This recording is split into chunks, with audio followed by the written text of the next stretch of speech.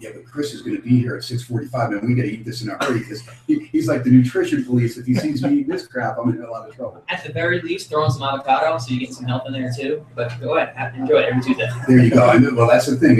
Avocado is a good fat. And I know you watch all that stuff. Yeah, absolutely. And mixing that good fat with the bacon fat is actually good. Your body processes it that much better. Here's the greatest. And of course, since we last talked, reading all these different articles, and Mayweather Sr. says, oh, it's going to get done, Pacquiao, Mayweather. And I'm like, wait a minute, we still have some fights to go before any of this stuff goes down. Chris Algieri, a guy that fought for $15,000, then $150,000. Now he'll fight for $1.5 million when he goes to Macau November 22nd. So, Chris, anything's possible in this fight here. Absolutely. I'm used to upsetting the apple cart, and don't count your chicken before the hatch kind of thing, So, I'm looking to definitely kind of ruin the plans for the future. Now, we did a special last time Manny was here and Bob Arum and Freddie Roach, and it was great to get everybody together. But for those that are not familiar with you, Chris Algieri, a little background for our audience out here at the Sports Radio.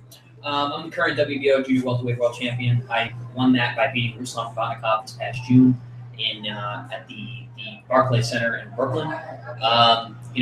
Before that, I fought on the main event of the ESPN card versus a very tough fighter, Manuel Taylor, and I'm currently in training camp to fight Manny Pacquiao in Macau, China, at the Venetian in Macau on November 22nd. Provodnikov damaged you big time first round in that fight. One eye nearly closed. Still don't know how you did it, but you were able to gut it out and get that W. And I think, like you're saying, upsetting the apple cart, I think that totally upset the apple cart right there. A lot of people expecting Provodnikov to get that victory. Absolutely. First of all, how did my eye look at this one? Looks very good. There you go. Provodnikov was in line to fight Manny, and when you beat the man who's ready to fight the man, you end up getting the man yourself. So that's the position we're in right now. What has happened with his guy? Because I have not followed. What has happened with him? Is he just on the outside looking in as far as waiting, hoping to get another crack? The tough thing about Ruslan is the guy's just a bad dude, and a lot of guys don't want to fight him. And no one wanted to fight him before our fight. And now that he doesn't have a title, it's hard for him to get fights because why fight a guy that's that dangerous? So I believe he has a fight coming up, though, in the next couple of months. I think he's got something scheduled. Wow, that is unbelievable. Yeah. Now, your strategy going into that fight with Provodnikov, and when you get that victory, I mean, did you surprise yourself? Because I know a boxer's always going to be the most confident in his own game and knowing that he's got potential to win. But realistically, going into that fight, did you think you were coming out of that fight with a W? 100%. Really? We prepared so well for that fight. We were very confident as training camp went on. And come fight night, I had nothing in my mind but winning. And even, that first round was that. I mean, I went down, it was a bad position, my eye was badly swollen. But in my mind, there was no chance I was walking out of those out of them. Okay, so that's what I was going to say. So your train of thought and your mindset didn't change in that first round. Chris, how hurt were you? It was a big shot, a big punch, and I made a mistake and got caught with a hellacious left hook. But it damaged my eye bad. It was swelling immediately. I've never had that happen before. I've never felt like that before. I had my wits about me very quick, though. My legs were fine. My body felt good. I wasn't hurt, quote unquote hurt as you would, as bad as I think the face damage was severe. Did it come close to being stopped? Many times, yeah. In the corner, I had to really talk to the doctor and tell him, like, listen, guys, I'm winning the fight. Even though my eye looks bad, I'm winning the fight. Just at least give me a chance. Chris, did you see at all out of that eye? I mean, even a little bit, did you? For a lot of the early rounds, sure. So about round 8, it was really starting to really think about my vision, and then by the 11th, I was pretty much gone. And that's a scary thing. I mean, when you're fighting somebody with the power that he's got, and for Ruslan, no doubt, can as you witnessed in person, the guy can flat out hurt you. So for you going around being basically, Cyclops. I mean, trying to stay there, and you knew you're ahead, so you're just trying to make sure you don't get knocked out at that point. Yeah, I was trying to win rounds. It was close because of the scoring. Taking a 2-point deduction in the first round is bad. That's a big swing. So I knew I had some ground to make up. I don't know how the judges were seeing it. So for me, I was going out there to win every single round up until the final bell, even when I was blind. I'll tell you what, you do look great now, and I'll tell you, not the same as fight night, but you got it out, a 20-0 record. It's Chris Algieri, it's Ken Thompson, it is Sports X Radio. We're talking to the champ here. We will be doing that on Tuesday nights, live here at Legacy Stadium inside the beautiful Five Diamond Palazzo. And again, Chris will start his training here. They got everything set up for him, and I'll tell you what, I think he's going to be ready on November 22nd in Macau. And folks, I'll tell you another thing from the Vegas angle of things. Make some good money on Mr. Algieri if he comes through with a little W, and he has upset that apple cart before. We'll see if he can do it again. We'll continue talking with Chris, and again, folks, if you want to make it down here to Legacy Stadium right here, Spring Mountain, Las Vegas Boulevard, you can make it down here. We'll also tell you how you can witness some of the workouts there that Chris is going to be having right here on property. We'll do all that when we come back. Sports X Radio on the Yahoo Sports Radio Network. Now, now on the training, you'll start. I mean, when can people start watching you train? Saturday, the 22nd or 24th? 25th. 25th. 25th, right? Yeah. 25th. So it's a week from the Saturday. Yep. 25th, 10 a.m. to noon. 10 a.m. to noon, 25th. And then how many days a week will they be able to? Just the one. Okay, so We it's got just on the three 25th? shots. Yeah, 3 shots to send train. Yeah. Those are gonna be fun. Yeah. Those little workouts are cool. So there'll be 3 separate workouts on the 25th? Is that what you're saying? No, 2 hours for every Saturday starting. Oh, okay, so 3 straight Saturdays. 3 straight Gotcha. Saturdays. Yeah. Okay. So October 25th, what is it, November 1st? Is that right? Yep. November 1st, yeah, November 8th. And 10 a.m. to noon? 10 a.m. to noon, yeah. Do you guys fly out with them to Macau? To go that night? It looks like we're going on Wednesday the 12th. Okay. And that's going to be where? At which? Then the Dos Camino, the former Dos Caminos restaurant. Yeah, I better It's not. right next to the Palazzo Casino. Right next to the Palazzo. Right next to the Palazzo Casino. Yeah.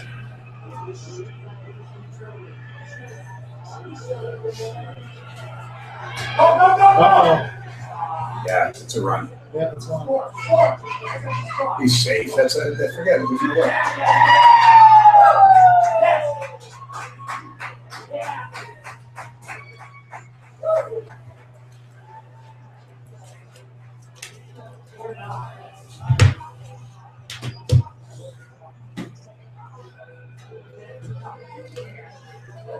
See stuff like that, though.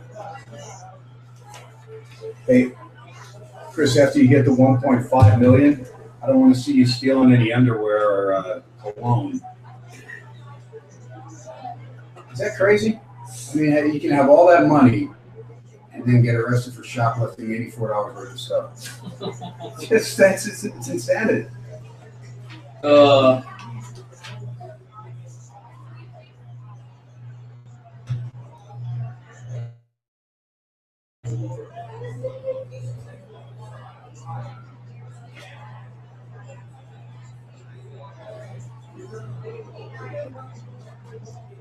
Stony Brook, pretty solid sports program over there. Oh yeah. I mean, this flat out play basketball. They got a good team, got a good football team. And they stepped up their whole training facility is incredible now. Really? Really stepped up the last couple of years.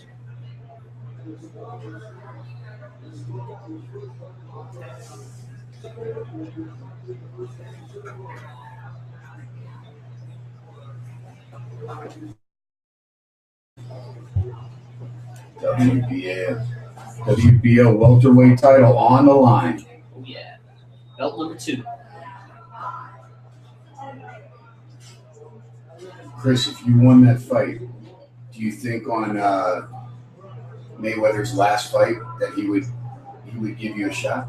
If I beat Manny, Yeah. I don't think there's gonna be a choice. Nah. Beat the man, beats the man. Right. You know. But really, I mean, you could you have the campaign, you know, and just call him out. Right here. Oh, yeah. Yeah, absolutely. You do. I know where he hangs. Mm-hmm. Right there at the old Inn Resort, baby. The problem with Floyd has so much power in the sport. He is the guy. He's the king. Yeah. You know, so like to get to the king, he has to allow it. You know. But I think that's a very real fight. Oh, and it would be cool too because you'd be 21-0. You'd be Undefeated, there. It is. That's a perfect fight. Wow. I wouldn't be surprised if he made me fight another fight though. He's got to prove himself more. I know Floyd. I know how he is. Right. He's not stupid for sure. Not stupid. All right, Nikki, we're ready, baby.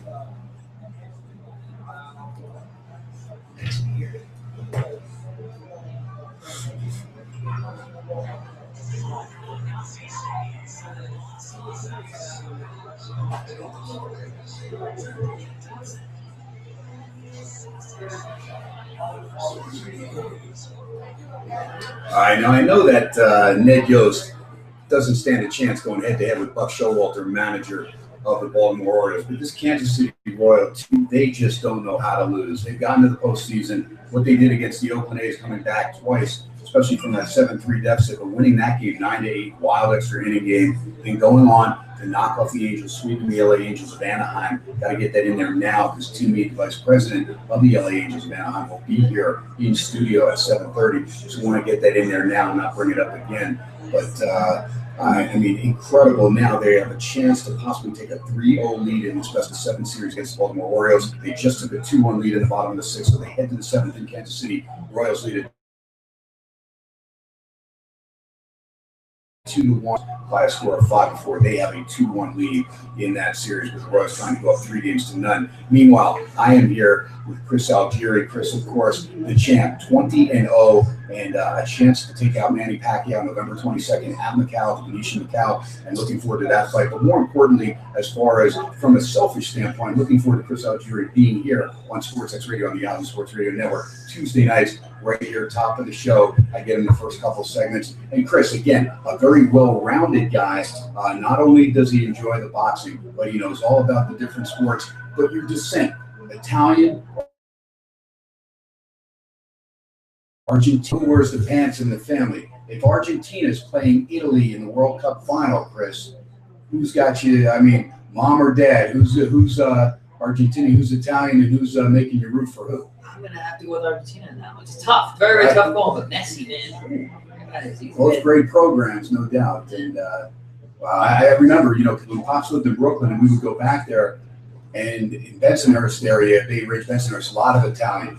And I mean, they would have on the sides of the buildings just, as the World Cup. And of course, the Italians were so strong in the East. And still a good program, but not as dominant as they were back then. And you would see the murals, just the beautiful paintings on the side of the walls, and you knew where you were with the Italian flag and everything, and the names and the players and the murals and stuff. I love that part, and I love the commercial, Derek Jeter, the Gatorade thing. That's a little bit of New York for everybody, right, Chris? Yeah, absolutely. It's great when New York gets out there in the mainstream. It's such an incredible city. All right, now let me ask you, how has your life changed since taking care of business and now this fight with Pacquiao? And I know now you're out here in Vegas training, but when you go back to Long Island and you go back to the old gym and you go back to some of the old hangouts, maybe your friend, and they're like, kids are probably like, man, there's dudes out. You can't believe he's fighting Pacquiao. I mean, it's got to be surreal for you. It's pretty incredible at this point. Even doing my road work at home, I get people who follow me on the other side of the road. I can't go out to the regular places I would go if I want to have a quiet dinner. Because we're gonna see people. People are gonna see us, and they're gonna come over, and it's great. I love the fans and signing autographs and taking photos. And sometimes you want a quiet dinner, Exactly. But even the gym, the gym is a circus now. Back in New York, we've always got press in there. The media is always all of everything we're doing, and people just want to know and see what's going on. And for me, I invite people to my gym. I don't have a lot of free time, so I'm like, all right, listen, I know exactly I'm going to be here at this time. Come to the gym, watch us train, and see what we do. And I'll talk to you about it afterwards. But it's easier that way. But it's definitely changed quite a bit since the first long fight. Chris, a lot of New Yorkers have the reputation for being cocky. You're very confident. You're not cocky. There's a fine line there, but you're extremely confident. And you don't have that overbearing New York cockiness. Again, being a Jersey guy, I can accept it. And my great uncle coached in Brooklyn. There were a lot of great people that I saw that had it, but they backed it up. Here you have that demeanor that's more even keeled, but you back it up. Yeah, like you said, it's a fine line. You gotta be confident in this sport, because with boxing, when you're in that ring, any doubt you have is magnified tenfold. You are under a microscope, so you gotta be a confident person just to step into that ring. And I tip my hat to any boxers who are out there, because it's a tough business. No doubt about it. Biggest influence on you getting My brother, just in everything I've done in my life, he's always pushed, the education route, just pushed my training, he's pushed on just being a good guy, being a good person. So for me, definitely, big brother Michael. Have you exceeded your goal? I shouldn't say knowing you haven't, but you're there at such a young age now, champion, still unblemished, still undefeated. Have you just, have things gone better than you initially planned when you started getting into this industry? Timing-wise, I thought I'd be about here at this time of my life, but a year ago I didn't think so. I thought I was way behind schedule. Things weren't really panning out the way I wanted to in my career. I was making a lot of lateral moves.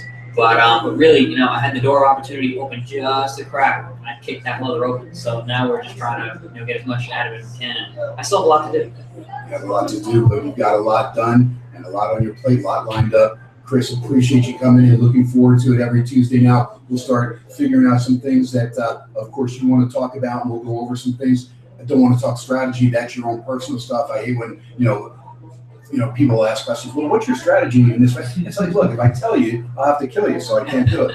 But looking forward to some different things over the next few Tuesdays. And, of course, your workout schedule, going to get that. It's going to be 3 successive Saturdays starting October the 25th. Chris, thanks for stopping by. I know your schedule's hectic. Go enjoy the rest of the night. Enjoy Vegas. Take in this great weather we're having. And, again, we'll see you next Tuesday. Thanks for having me. It's truly an honor. Thank you. Outstanding. What a great guy, just a good person. And you folks are going to get to know Chris Algieri up close and personal Tuesday nights right here at SportsX Radio on the Yahoo Sports Radio Network, because live at Legacy inside the beautiful Palazzo. Chris will be with me on Tuesday nights at 7 o'clock Pacific time. We're going to take a break. We will come back. We'll keep things rolling. Tim Meade, the vice president of the LA Angels of Anaheim, going to talk some baseball. Royals leading it 2-1 right now. Top 7 against Baltimore, 1 out, making 2 outs. Nobody on for the O. SportsX Radio on the Yahoo Sports Radio Network. Awesome. This is going to be a lot of fun. Thank you. Awesome. You're such a good dude, man. This is going to be awesome. Yeah, so listen, if that's why I know, my card and stuff, just so you have a couple of them, but just that's my cell.